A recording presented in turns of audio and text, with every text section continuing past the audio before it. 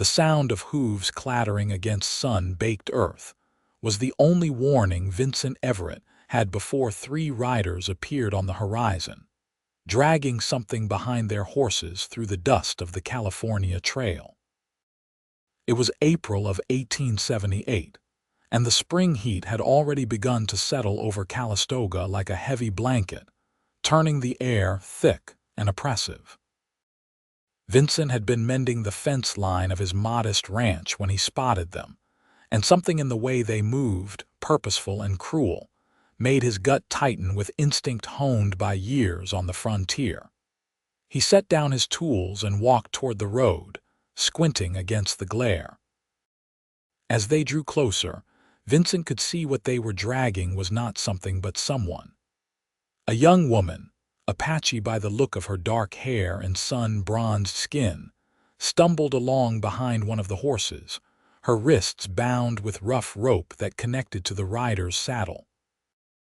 Her clothes were torn and dusty, her feet bare and bleeding, but her chin was raised with a dignity that struck Vincent like a physical blow. The riders pulled up when they saw him standing there, blocking the path to town. The lead man, a grizzled trader named Calhoun who Vincent recognized from the saloon, grinned through tobacco-stained teeth. "Afternoon, Everett," Calhoun called out, spitting a stream of brown juice into the dirt. "Got ourselves some merchandise here. Apache girl, maybe 17 or 18. Got her off a group of traders up north who took her from a raid settlement. We are heading into town to see who might want to buy her for labor or whatnot." Vincent's jaw tightened. He looked past Calhoun to the young woman who met his gaze without flinching. Her eyes were dark and fierce, burning with an anger and pride that refused to be extinguished despite her circumstances. There were bruises on her arms, dirt smeared across her face, but she stood as straight as the rope would allow. "She got a name?" Vincent asked, keeping his voice level. "Hell if we know," one of the other riders laughed.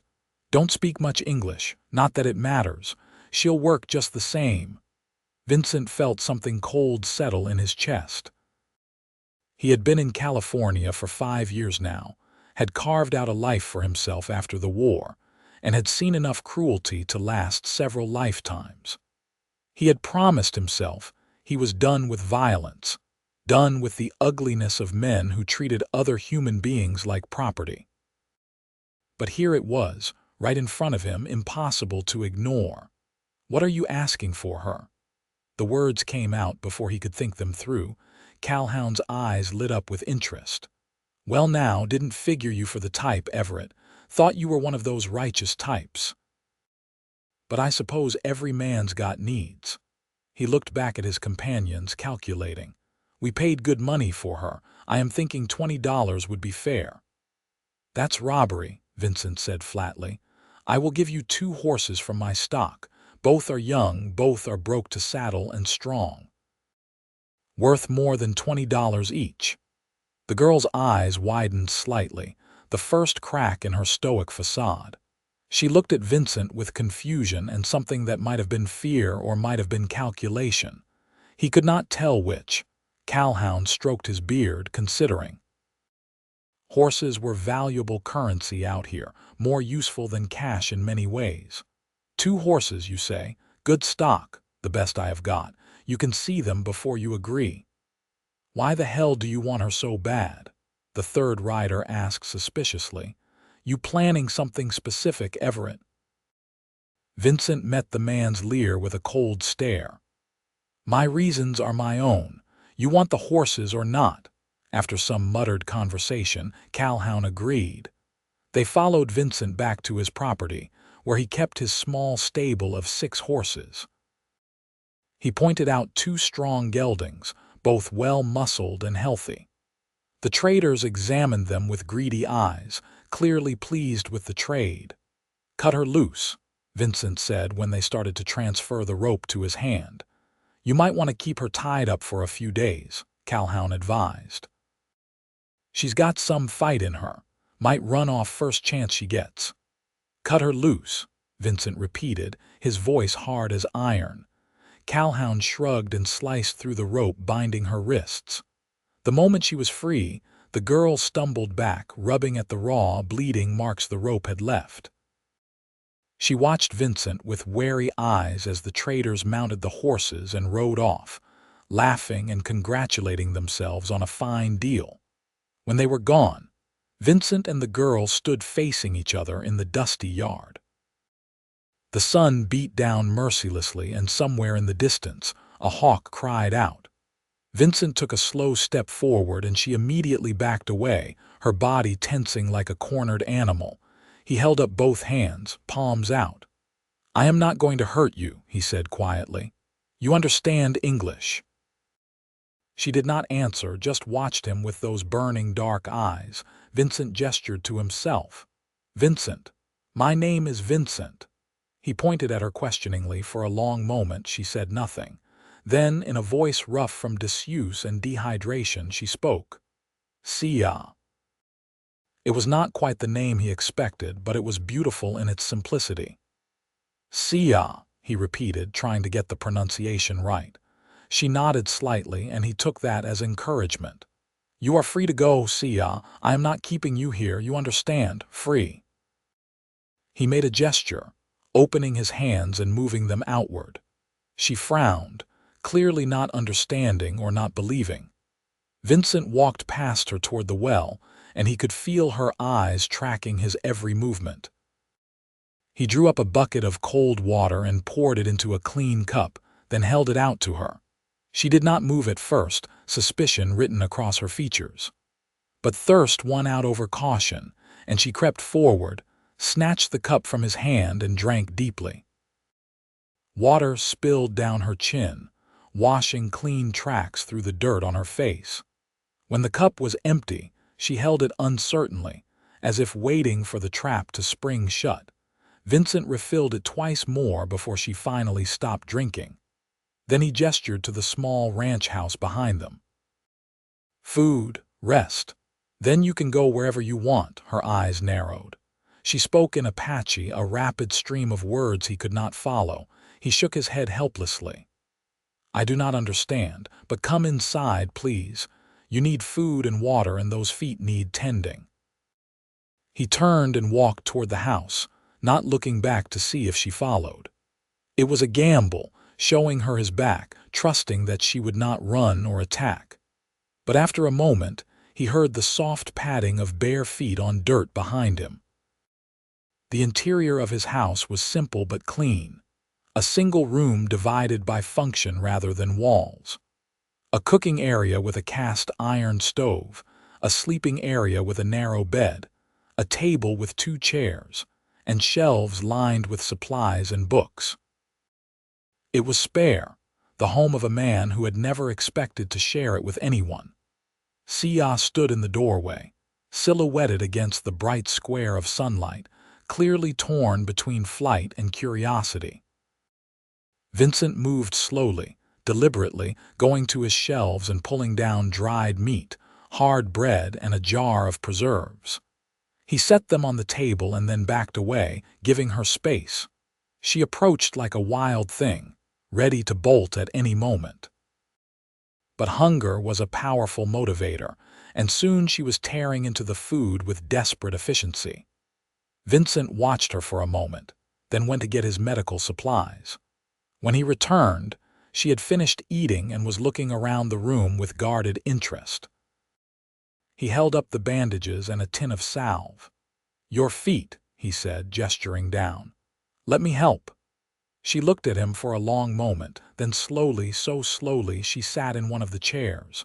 Vincent knelt in front of her, carefully avoiding sudden movements. Her feet were a mess of cuts and blisters, caked with dried blood and dirt. He fetched a basin of clean water and a cloth and began to gently wash them. She flinched at the first touch but did not pull away. As he worked, Vincent could feel the tension in her gradually ease, just a fraction. He was careful to be thorough but gentle, cleaning each wound before applying the salve and wrapping her feet in clean cotton bandages. "There," he said when he finished. "Better." She looked down at her bandaged feet, then back up at him. There was something different in her expression now, a crack in the armor of suspicion.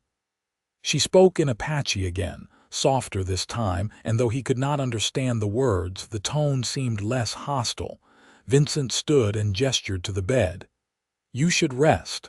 I will sleep outside tonight." "Take the bed." He gathered a blanket and started toward the door, but her voice stopped him. "Why?" The single word was heavily accented but clear. He turned back. She was standing now, her body tense again, demanding an answer. "Why you do this?" Vincent considered the question, considered all the answers he could give. Because it was the right thing to do. Because he had seen too much cruelty in his life and refused to add to it. Because when he looked at her, he saw the same fierce desire for freedom that had driven him west after the war. "Because no person should be owned by another," he said finally. "Because you deserve to be free." She stared at him, and for the first time he saw something besides anger and suspicion in her eyes. Confusion, perhaps, or the beginning of understanding. "I stay tonight," she said slowly. "Then I go." Vincent nodded. "That is your choice. The door is not locked. You can leave whenever you want." He went outside and made a rough bed under the stars, using his saddle as a pillow. The night air was cool, a relief after the heat of the day, and above him, the sky was brilliant with stars. He lay awake for a long time, wondering if she would slip away in the darkness, wondering if he would wake to find her gone. But when dawn broke, painting the sky in shades of pink and gold, she was still there. He found her sitting outside the door, watching the sunrise. Her feet were still bandaged, and she had washed her face and hands. In the soft morning light, he could see she was beautiful in a way that had nothing to do with delicacy and everything to do with strength. "Morning," he said quietly, not wanting to startle her. She glanced at him, then back at the sunrise. "I speak English," she said after a moment. "Not much, but some. I learned from missionaries before my people move away from the settlements, before the raiders came." Vincent sat down a few feet away from her, maintaining a respectful distance. "I am glad. It will make things easier. You really want me to go?" There was challenge in her voice, testing him. "I want you to do whatever makes you feel safe and free. If you want to go, go. If you want to stay for a while until you figure out where to go, that is fine too.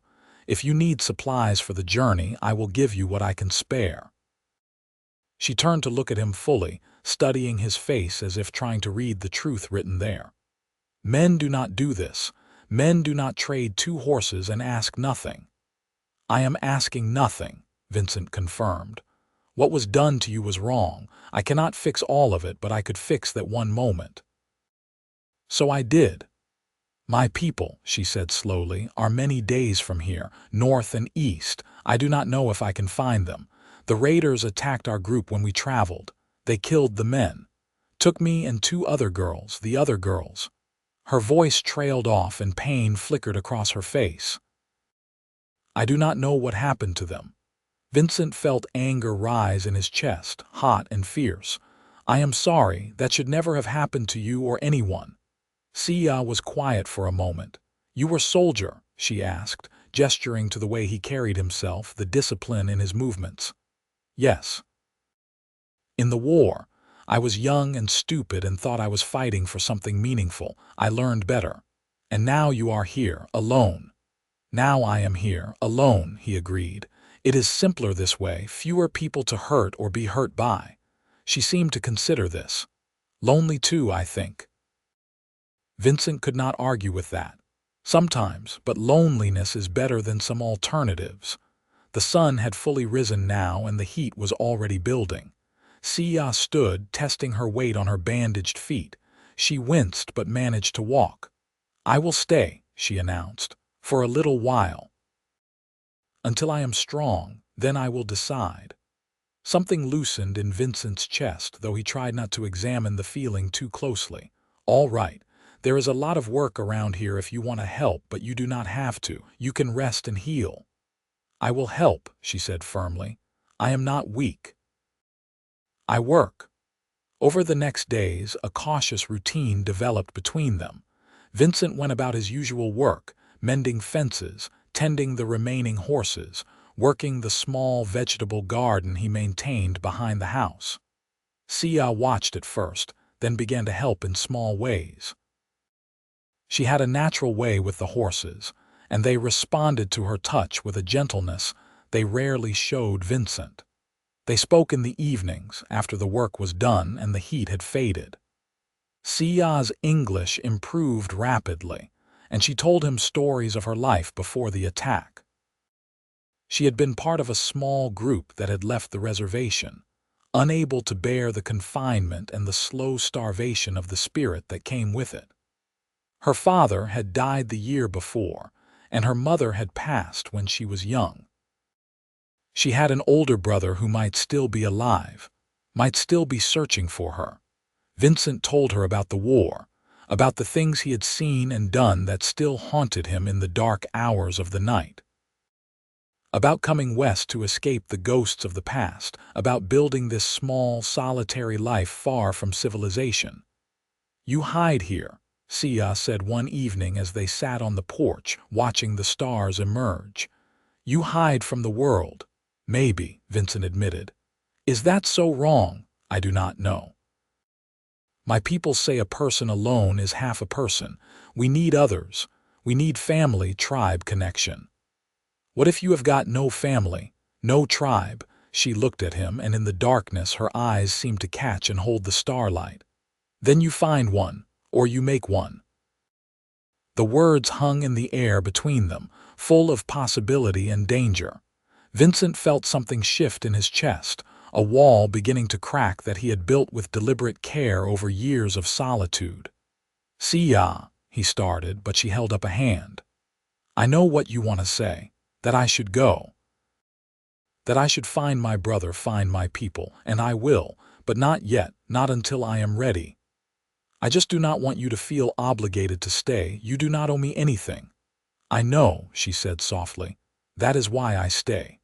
The weeks passed, and spring deepened into early summer.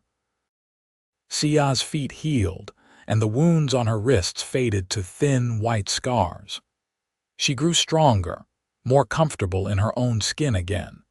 And Vincent found himself looking forward to her presence, to the sound of her voice, to the way she laughed when one of the horses did something foolish. He tried not to acknowledge the growing feeling in his chest, the way his heart seemed to beat faster when she was near.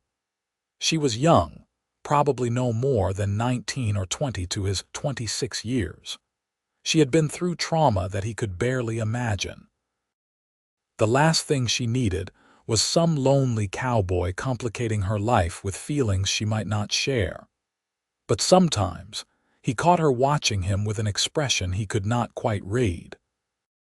And sometimes, when they worked together, their hands would brush, and neither of them would pull away as quickly as they should. It was late June when the riders came. Vincent saw them from a distance, 3 men on horseback approaching the ranch. His gut tightened with instinct, and he immediately went to find Siyaa. She was in the stable, brushing down one of the mares. "Men coming," he said tersely. "I do not recognize them. Stay in here, stay quiet." Her eyes widened, but she nodded and moved into one of the empty stalls, concealing herself behind a partition. Vincent grabbed his rifle and went to meet the riders. They were rough-looking men, armed and dangerous. The leader had a scar running down one side of his face, and his eyes were cold as they surveyed the property.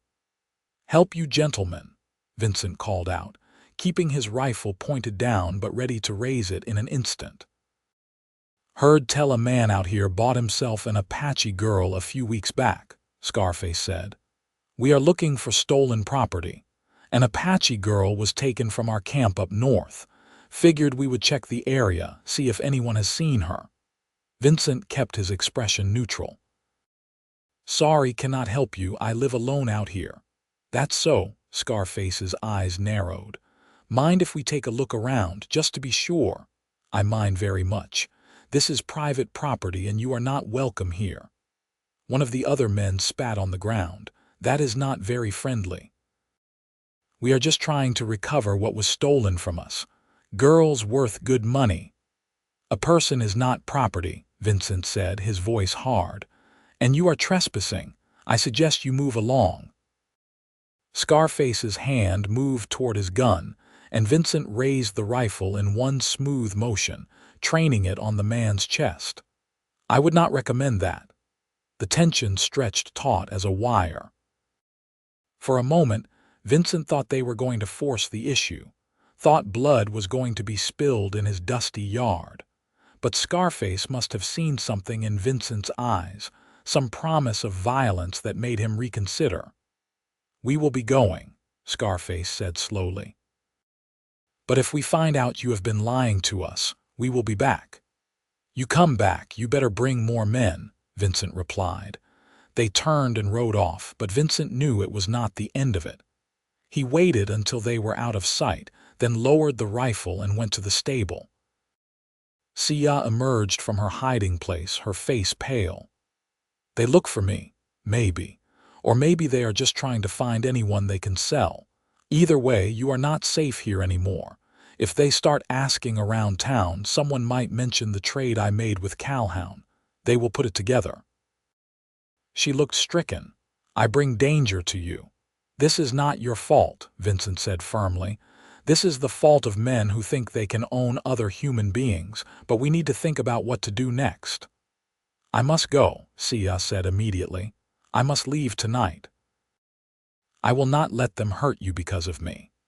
Where will you go? You have got no supplies, no way to defend yourself if you run into trouble, and those men will be watching the roads. Then what do I do? Her voice broke slightly, the fear finally showing through her brave facade. Vincent made a decision in that moment, one that would change both their lives. You stay. We make them believe you left. If anyone asks, I tell them you ran off a week ago and I have not seen you since. We keep you hidden when strangers come around. This ranch is remote enough that we can make it work. Why? She asked, tears shining in her eyes. Why do you risk this for me? Because somewhere along the way you stopped being a stranger and started being someone I cannot imagine losing, Vincent thought. But what he said was, because it is the right thing to do. She looked at him for a long moment, then stepped forward and wrapped her arms around him in a brief, fierce embrace. Thank you, she whispered against his chest. Vincent froze, every nerve in his body suddenly alive with awareness. She was warm and real in his arms, and when she pulled back, he had to force himself not to pull her closer again.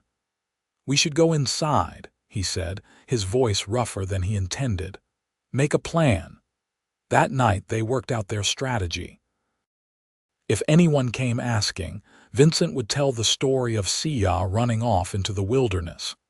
They would keep her presence hidden during the day when visibility was high, and she might be spotted from a distance.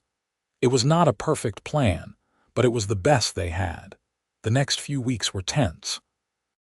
Vincent made a trip into Calistoga for supplies and heard rumors of men searching for a missing Apache girl. He stuck to his story, telling the few people who asked that she had run off weeks ago and he had no idea where she went. Most people believed him, or at least pretended to. But the constant vigilance took its toll. Siyaa spent much of her time inside the house, away from windows, unable to work outside during daylight hours. She grew restless and frustrated, and Vincent hated seeing her caged again after she had finally begun to heal. One evening, after a particularly hot and stifling day, they sat inside with the lamp turned low. Siyaa was mending one of Vincent's shirts, her fingers working the needle with practiced skill. "This cannot continue forever," she said quietly. "I cannot hide forever. You cannot live like this, always watching, always worried." "We will figure something out," Vincent said, though he had no idea what. Maybe I should go back to the reservation, she said, though the words clearly pained her. It is prison, but it is safe prison. No. The word came out fiercer than Vincent intended. You should not have to choose between one kind of captivity and another. Siyaa set down the mending and looked at him. Then what? What future is there for me here, hiding in your house, unable to even walk in the sun? Vincent stood abruptly, pacing the small space. I do not know. I am just a man with a small ranch and a lot of regrets. I cannot fix the whole broken world, but I can keep you safe. I can give you this much. Is that all you want to give me? The question was soft, almost hesitant. Vincent stopped pacing and looked at her. In the low lamplight, her face was all shadows and soft curves, her eyes luminous.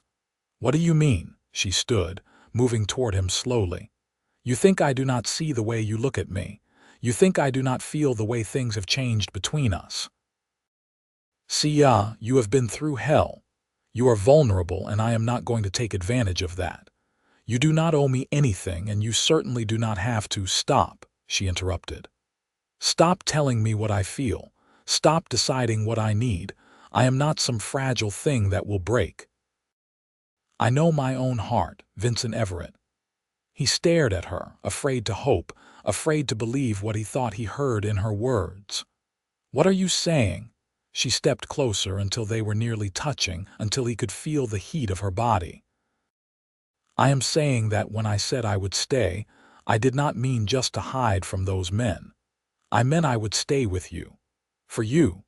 Because somewhere in these months, you became the thing I was searching for without knowing I searched. I am not good enough for you, Vincent said, his voice rough with emotion. I am just a man with blood on his hands and ghosts in his past. And I am just a girl with scars on her wrists and vengeance in her heart, Siyaa replied.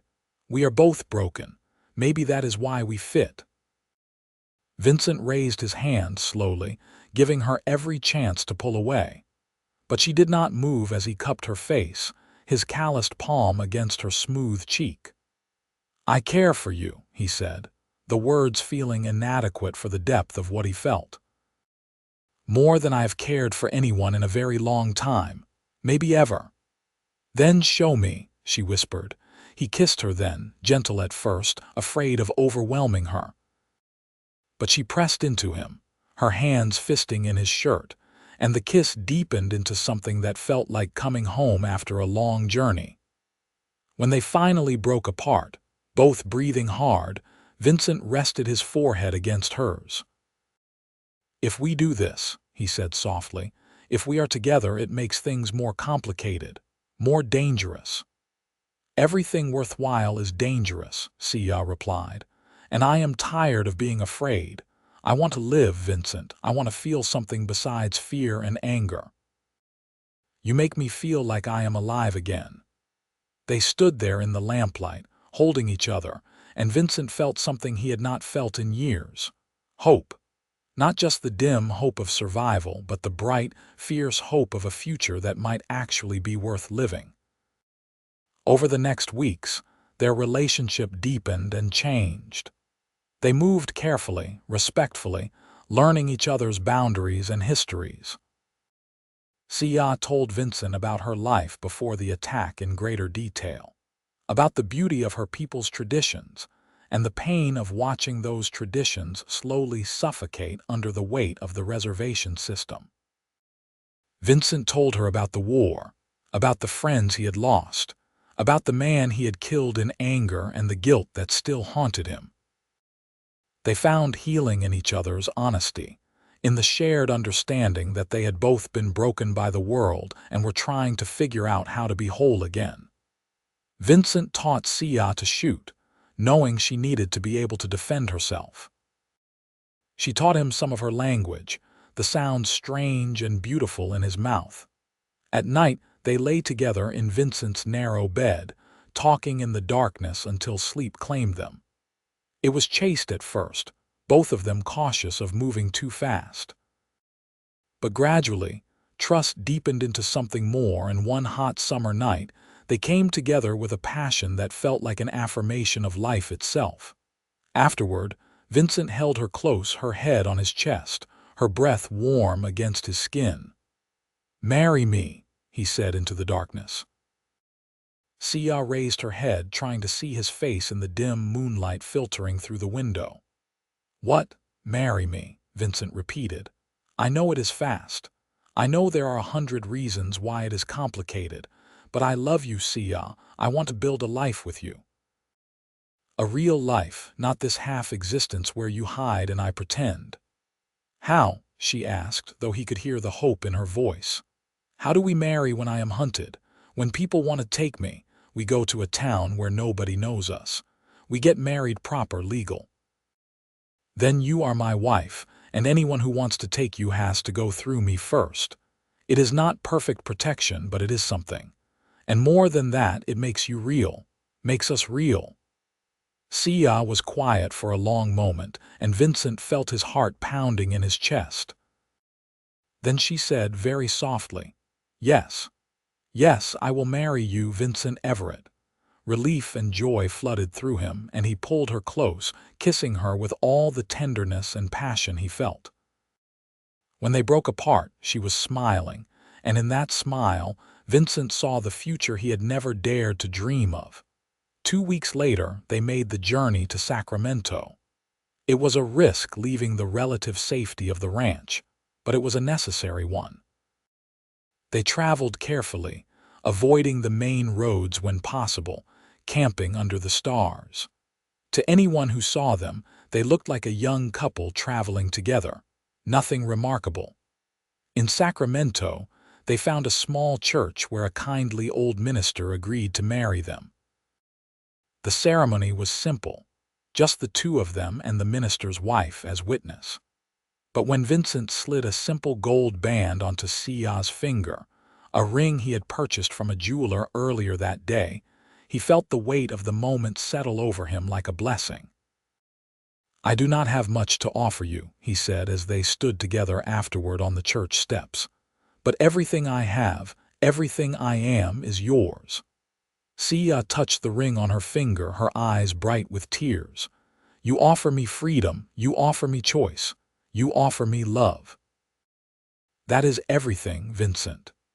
They spent their wedding night in a small hotel, and for a few precious hours, they were just like any other newlyweds, lost in each other and the promise of the future. In the morning, they began the journey back to Calistoga, to the ranch that was now truly their home, but the happiness could not last untouched. A week after their return, Vincent rode into town for supplies and found trouble waiting. The men who had come to the ranch months before were still in the area, still searching. And someone, somewhere, had talked. Scarface stepped out of the saloon as Vincent was loading supplies onto his horse. "Well, well," he said, his voice carrying across the dusty street. "If it is not Vincent Everett, heard some interesting news about you recently." Vincent's hand moved casually toward his gun belt, a movement that looked natural but positioned him to draw quickly if needed. "That's so. Heard you took a trip to Sacramento. Heard you came back with a wife." "An Indian wife. Now that is interesting, considering you told us you lived alone." "My wife is none of your business," Vincent said coldly. "Is she the Apache girl we were looking for? Because if she is, you have got no legal right to her, and marriage to a savage does not change that."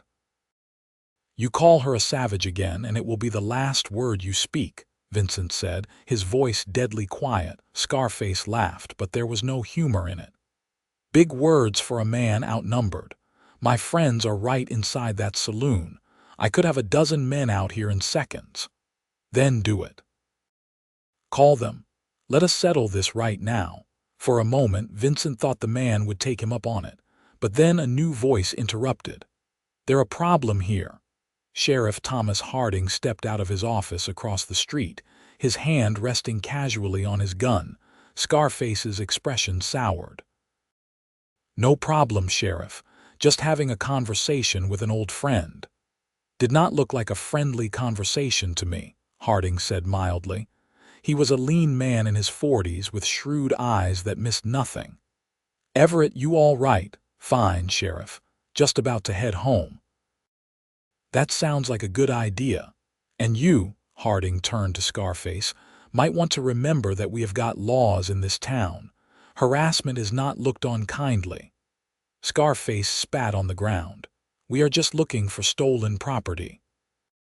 "Human beings are not property in California," Harding said flatly, "and has not been for near 30 years. So unless you have got some other business here, I suggest you move along." After a tense moment, Scarface backed down and retreated into the saloon. Harding walked over to Vincent. "Want to tell me what that was really about?" the sheriff asked quietly. Vincent considered lying but decided on a version of the truth. "Few months back, I bought a young woman from some traders who were mistreating her. Set her free. Those men think they have some claim to her. They do not." Harding studied him. "This the same woman you married in Sacramento?" "Yes, sir." "She here of her own free will?" "Absolutely. She is my wife, Sheriff, legal and proper." Harding nodded slowly. "All right, then. I will make sure those men understand the situation, but Everett, be careful. Not everyone in this territory is as enlightened as they should be. Some folks might give you trouble over having an Indian wife." "I can handle trouble," Vincent said. "I believe you can. But try to avoid it if possible. I would rather not have bloodshed in my town." Vincent agreed and finished loading his supplies. As he rode back to the ranch, his mind was churning. The confrontation had been inevitable, but it brought home how precarious their situation was. They could not simply hide forever, but they could not fight the whole world either. When he arrived home, he found Siyaa in the garden, tending the vegetables. She looked up at his approach and immediately read the tension in his face. "What happened?" He told her about the encounter with Scarface and the sheriff's intervention. She listened quietly, her expression growing troubled. "We cannot stay here," she said when he finished. "They will not stop, and next time they might come when you are not there to protect me." "We are not running," Vincent said firmly. "This is our home, our land. We have as much right to be here as anyone." "Rights do not matter if we are dead," Siyaa pointed out. "Then we make ourselves too dangerous to attack. We prepare. We defend what is ours." Over the next weeks, they turned the ranch into a fortress. Vincent reinforced the doors and windows, stockpiled ammunition, and taught Siyaa to shoot with a rifle as well as a pistol. They worked out signals and safe points, places where Siyaa could hide and defend herself if trouble came while Vincent was away. But they also kept living. Siyaa planted more in the garden, flowers alongside the vegetables. Vincent started building an addition onto the house, a second room that could serve as a workspace or, someday, perhaps a nursery. They were determined not to let fear steal their joy. One evening in late summer, they sat on the porch watching the sunset paint the sky in brilliant shades of orange and purple. Siyaa leaned against Vincent's shoulder and he wrapped his arm around her, pulling her close. "You ever regret it?" she asked quietly. "Trading those horses? Bringing all this trouble into your life?" Vincent pressed a kiss to the top of her head. "Not for a single second.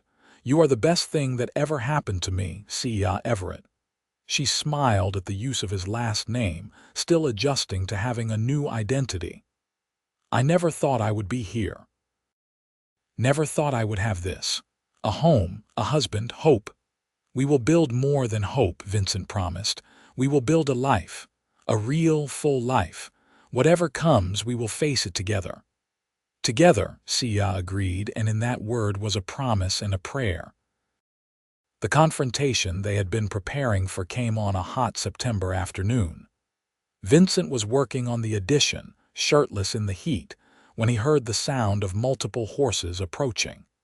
He immediately dropped his tools and ran to the house, calling for Siyaa. She was already moving, grabbing her rifle and taking up the position they had prepared near a window with a good view of the yard. Vincent took his own position at the front door, rifle in hand. 7 men rode into the yard, Scarface leading them. They spread out in a semicircle, clearly intending to intimidate. "Come out, Everett," Scarface called. "Time to settle this once and for all." Vincent stepped out onto the porch, rifle held ready. "You are trespassing. Leave now and no one gets hurt." "We are not leaving without that Apache girl. You can give her over peaceful or we can take her. Your choice." "She is my wife. She stays." One of the other men laughed. "A squaw wife does not count. Hand her over." "Last warning," Vincent said, his voice hard as stone. "Leave now." Scarface made a gesture, and 2 of the men started to dismount. Vincent fired a shot that kicked up dust right in front of them, and they froze. "Next one goes through flesh," Vincent promised. At the same moment, a rifle shot rang out from inside the house, and the hat flew off one of the mounted men's heads. All eyes turned to the window where Siyaa stood, rifle raised, her face set in determined lines. "My wife is a hell of a shot too," Vincent said conversationally. "So here is how this is going to go. You are going to turn those horses around and ride out of here, and you are not going to come back. Because if you do, I promise you, some of you are not going to ride away again." "You are bluffing," Scarface said, but there was uncertainty in his voice now. 7 against 2, we got the numbers." "You have got 7 targets," Vincent corrected, "and only 2 of us need to aim. How many of your men are you willing to sacrifice? Because I guarantee you, Scarface, you are the first one I am shooting." The standoff stretched taut. Vincent could see the men calculating, weighing their desire for profit against the very real possibility of death. Finally, one of them broke. "This is not worth it," the man said, wheeling his horse around. "I did not sign up to get shot over one girl." 2 others followed his lead and then a 4th. Scarface was left with only 2 companions and the odds had shifted dramatically. "This is not over," Scarface snarled. "Yes," Vincent said, "it is. Because the next time I see you anywhere near my property, I am shooting on sight. No warnings. No conversation. Just bullets. You understand me?" After a long, tense moment, Scarface jerked his horse's reins and rode off, his 2 remaining men following. Vincent watched them go, not lowering his rifle until they were completely out of sight. Siyaa emerged from the house, her face pale but composed. "They will come back." "I do not think so. Men like that are predators. They look for easy prey. We just showed them we are anything but easy." "Are you certain?" Vincent pulled her into his arms, holding her tight. "I am certain that I will die before I let anyone take you from me. That has to be enough." She nodded against his chest, and he felt some of the tension leave her body. That night, they did not sleep much, both of them listening for the sound of approaching horses. But the night passed quietly, and when morning came, there was no sign of Scarface or his men. Days turned into weeks, and slowly, they began to believe that maybe, just maybe, the danger had passed. Life settled into a new normal. Vincent finished the addition to the house, creating a comfortable workspace where Siyaa could sew and keep her own projects. They expanded the garden, added 2 more horses to their stock, and began to feel like they were not just surviving but actually thriving. The town of Calistoga slowly grew accustomed to seeing them together on the rare occasions they came in for supplies. Some folks were friendly, others were cold, but most were simply indifferent. Sheriff Harding remained an ally, making it clear that Vincent and his wife were under the protection of the law. In the late fall, Siyaa realized she was pregnant. She told Vincent one evening as they sat by the fire, the first chill of autumn in the air. "Are you certain?" Vincent asked, wonder and fear warring in his voice. "I am certain. We will have a child in the spring." Vincent pulled her into his arms, burying his face in her hair. "We are going to be parents," he whispered, the enormity of it overwhelming him. "I am going to be a father." "Are you frightened?" Siyaa asked. "Terrified," Vincent admitted. "I do not know how to be a father. I barely know how to be a husband. What if I fail? What if I cannot protect you both?" Siyaa pulled back and took his face in her hands. "You will not fail. You are the strongest, most honorable man I know. And you will not be alone. We do this together, remember, together," Vincent agreed, and he kissed her with all the love and gratitude he felt. The winter was mild that year, and Siyaa's pregnancy progressed smoothly. As her belly grew, Vincent found himself consumed with preparing for the baby. He built a cradle with his own hands, carefully sanding every surface until it was smooth as silk. Siyaa sewed tiny clothes, her hands working with practiced skill. They talked late into the night about what kind of parents they wanted to be, what kind of life they wanted to build for their child. Vincent wanted their son or daughter to grow up knowing both cultures, both heritages. Siyaa taught him more of her language and traditions, and he promised to pass them on. "Our child will be caught between two worlds," Siyaa said one night, her hand resting on her swollen belly. "Not fully Apache, not fully white. It will be hard for them." "Or maybe," Vincent suggested, "our child will be the bridge between two worlds, the best of both, and they will know every day of their life that they are loved and wanted." Siyaa smiled and leaned against him. "Yes, they will know that." In April of 1879, on a warm spring morning, Siyaa went into labor. Vincent rode like hell to fetch the doctor from town, a kindly older man named Dr. Carson, who had treated them both on occasion. The labor was long and difficult, and there were hours when Vincent paced outside the bedroom door, terrified and helpless. But finally, as the sun was setting, he heard the angry cry of a newborn baby. Dr. Carson emerged, tired but smiling. "You have a son, Mr. Everett. Both mother and baby are doing well." Vincent pushed past him into the room. Siyaa lay in the bed, exhausted but radiant, holding a tiny bundle in her arms. Vincent approached slowly, as if in a dream, and looked down at his son. The baby had a shock of dark hair and his mother's features, but his eyes, when they opened briefly, were a lighter shade that might someday be Vincent's gray-green.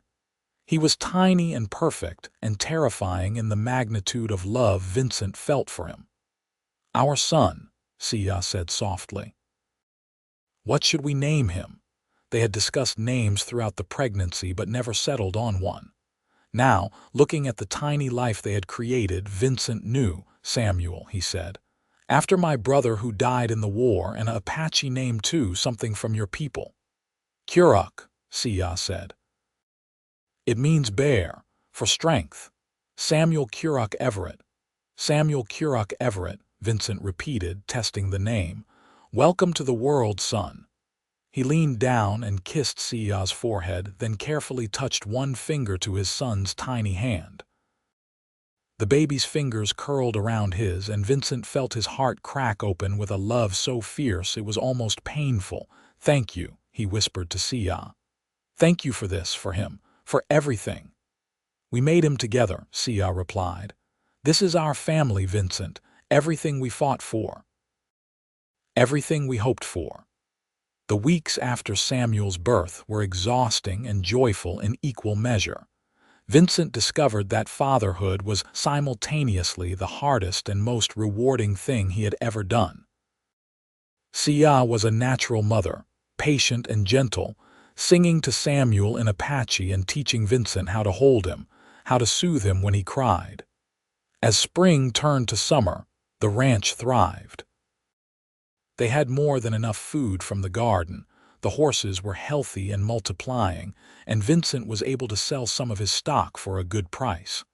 Financially, they were more stable than Vincent had ever been alone. But more than that, they were happy.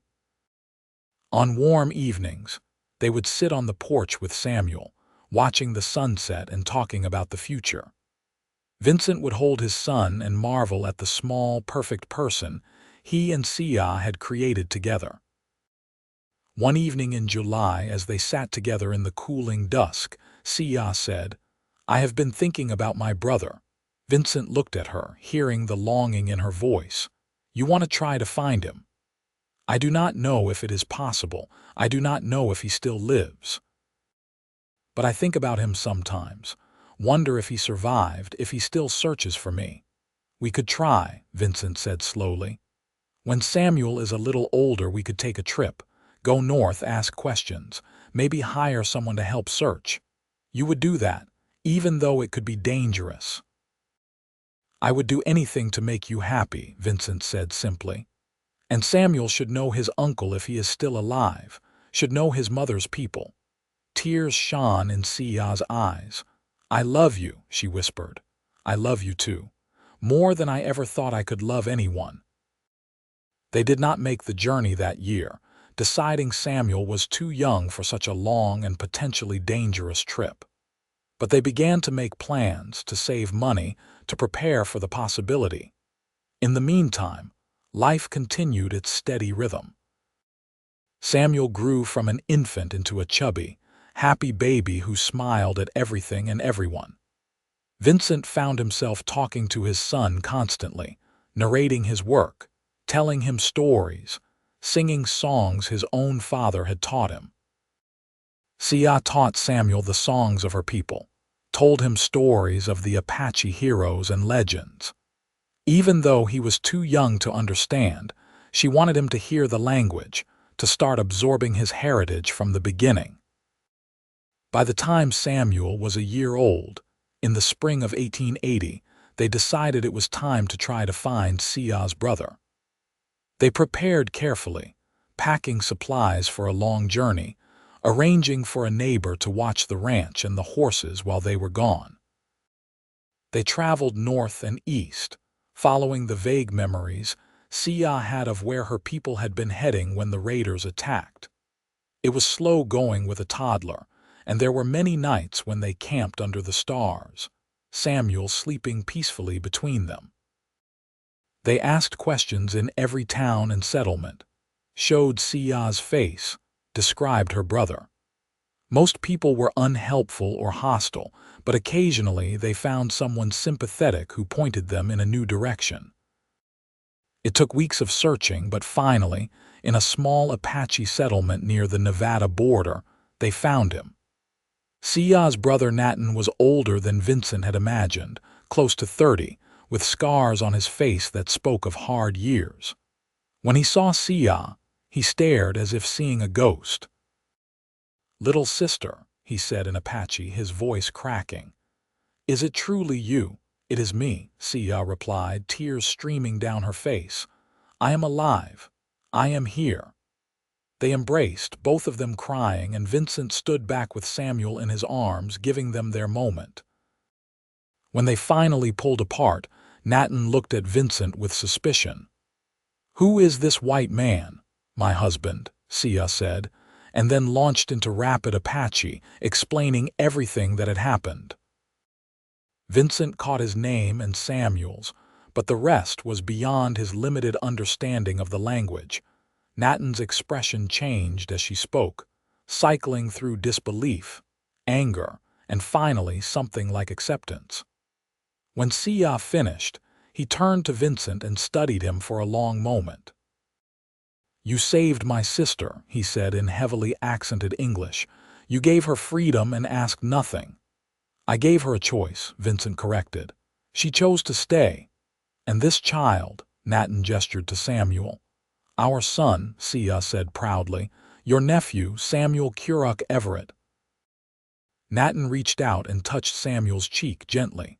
The little boy, normally shy with strangers, smiled and reached for his uncle. Nathan took him carefully, and Vincent saw the man's eyes grow wet with tears. "My sister's son," Nathan said softly. "I thought I had lost all my family. Now I have a sister and a nephew." They stayed with Nathan's group for several weeks, and it was a time of healing and connection. Siyaa rekindled her ties to her people and her culture, and Vincent was welcomed with cautious respect. He worked alongside the men, proving himself through action rather than words. Samuel thrived, surrounded by people who looked like his mother, hearing the Apache language spoken all around him. He was doted on by the women of the settlement, who cooed over him and taught him simple words in Apache. But as much as Siyaa loved being reunited with her brother and her people, Vincent could see that this was not her home anymore. She had changed, had built a new life, and while she cherished her heritage, her heart was back at the ranch in California. When they finally prepared to leave, Nathan embraced his sister tightly. "You will visit again," he asked. "We will," Siyaa promised. "And you will always be welcome at our home. You are family." "Family," Nathan agreed. He turned to Vincent and extended his hand. "You are a good man, Vincent Everett. You take care of my sister and my nephew." "With my life," Vincent promised. The journey back to Calistoga felt like coming home. As they crested the final hill and saw their ranch spread out below them, Vincent felt something settle in his chest. This was home. This was where they belonged. Samuel, riding in front of Vincent on the horse, pointed and shouted, "Home! Home!" It was one of his newest words, and hearing it made Vincent smile. "That is right, son. Home." That evening, after they had unpacked and settled back in, Vincent and Siyaa sat on the porch while Samuel played at their feet with a carved wooden horse Vincent had made him. "Thank you for taking me to find Nathan," Siyaa said softly. "It meant everything to know he is alive and well."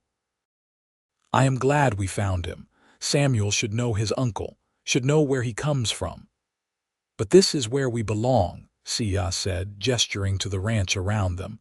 "This is our home, our life. I would not trade it for anything." Vincent reached over and took her hand, threading his fingers through hers. "I never thought I would have this. A family. A home. Love. You gave me all of that, Siyaa. You gave it to me first," she reminded him. "When you set me free, you gave me the greatest gift anyone has ever given me. And every day since, you have given me more. Love, respect, partnership. You are my home, Vincent Everett." They sat together in the gathering dusk, watching their son play, and Vincent thought about the day he had first seen Siyaa being dragged behind that horse. If someone had told him then that this would be his life now, that the traumatized young woman would become his wife, the mother of his child, his partner in all things, he would never have believed it. But here they were, against all odds, against all the cruelty and ugliness of the world. They had built something beautiful and real and lasting. The years that followed were full and rich. They had 2 more children, a daughter they named Lily Ama Everett in 1882, and another son called Thomas Neshoba Everett in 1884. The ranch prospered, and they were able to hire help occasionally, giving them more time with their growing family. Samuel grew into a bright, curious boy who loved the horses and spent hours following his father around, learning the work of the ranch. Lily was fierce and fearless, climbing everything in sight and giving her parents near constant heart attacks with her adventures. Thomas was quieter, thoughtful, content to sit with his mother and listen to her stories.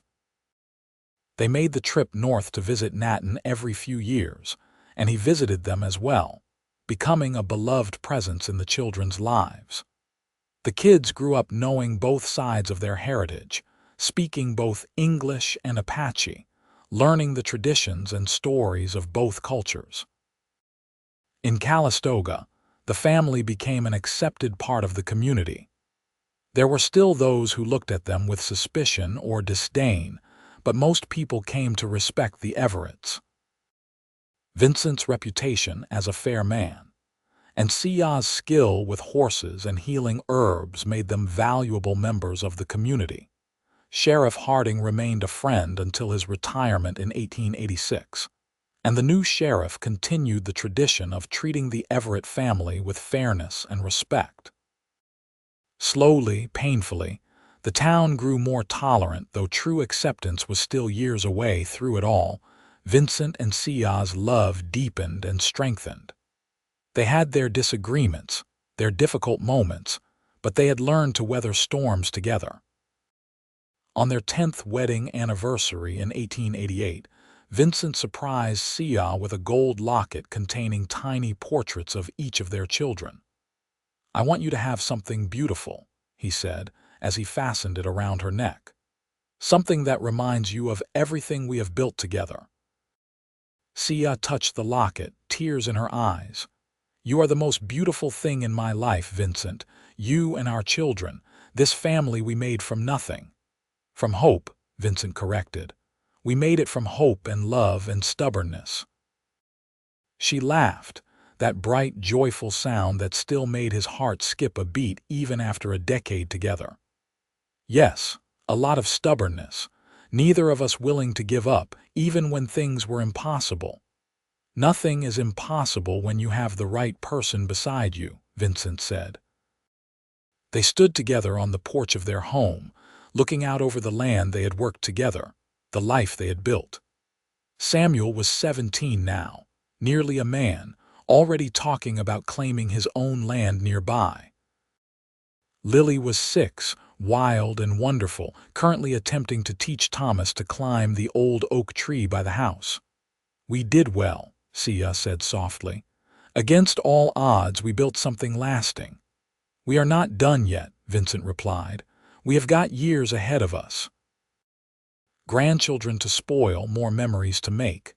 "Good," Siyaa said, leaning against him. "I am not ready to be done with you yet, Vincent Everett."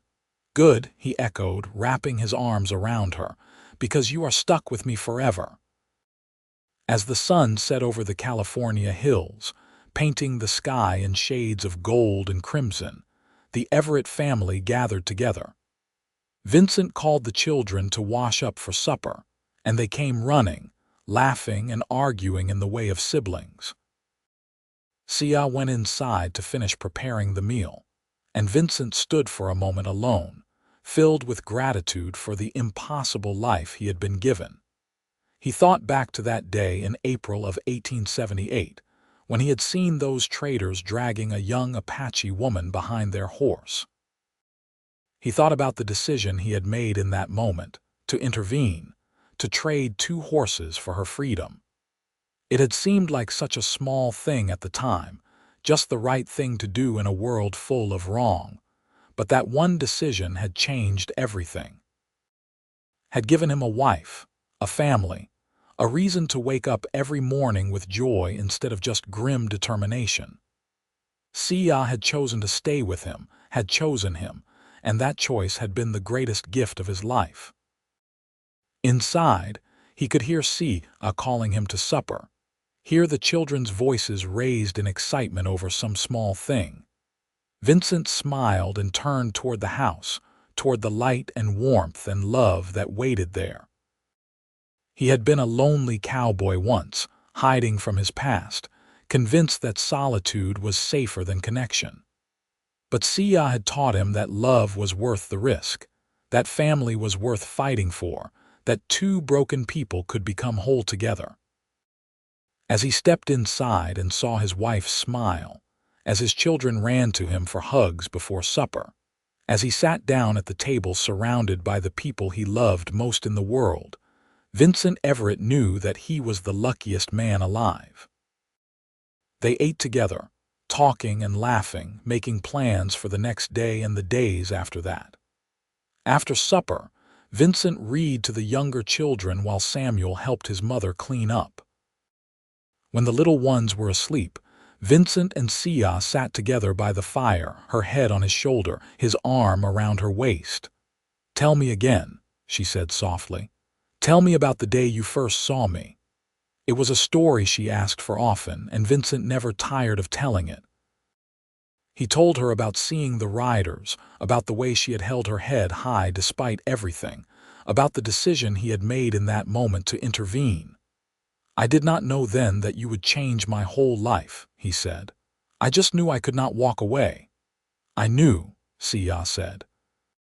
"When you cut me loose and told me I was free when you expected nothing from me, I knew you were different. I knew you were someone special." "Is that why you stayed?" "At first I stayed because I was hurt and lost and had nowhere to go. But very quickly, I stayed because I wanted to. Because I saw the man you were. Because I felt safe with you. Because somewhere in those first weeks I started to fall in love with you." Vincent kissed the top of her head. "Best decision I ever made, trading those horses." "Best decision I ever made, choosing to stay," Siyaa replied. They sat in comfortable silence, watching the fire burn down to embers. Outside, the California night was peaceful, full of cricket song and the distant call of an owl. Inside, their children slept safely and their love burned steady and true. Years continued to pass, and the Everett family grew and changed. Samuel married a young woman from town, a teacher named Catherine who embraced her husband's mixed heritage and bore them 3 beautiful grandchildren. He built his own ranch adjacent to Vincent's land, and father and son worked together, expanding the family business. Lily grew into a young woman as fierce and independent as her mother, choosing to become a nurse and moving to San Francisco for training. She wrote letters home regularly, full of stories about her work and the changing world. Thomas, true to his thoughtful nature, became a teacher himself, dedicating his life to education and helping children from all backgrounds. Through all the changes, Vincent and Siyaa remained the steady center of their family. They grew older together, their hair turning gray, their movements slowing, but their love never diminishing.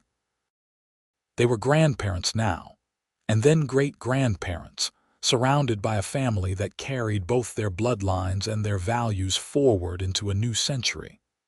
On their 30th wedding anniversary in 1908, the whole family gathered at the ranch for a celebration. There were dozens of people now, children and grandchildren and great-grandchildren, all bearing the name Everett and carrying the legacy of that day when a cowboy had traded 2 horses for an Apache girl's freedom. Vincent stood to speak, his voice still strong despite his 66 years.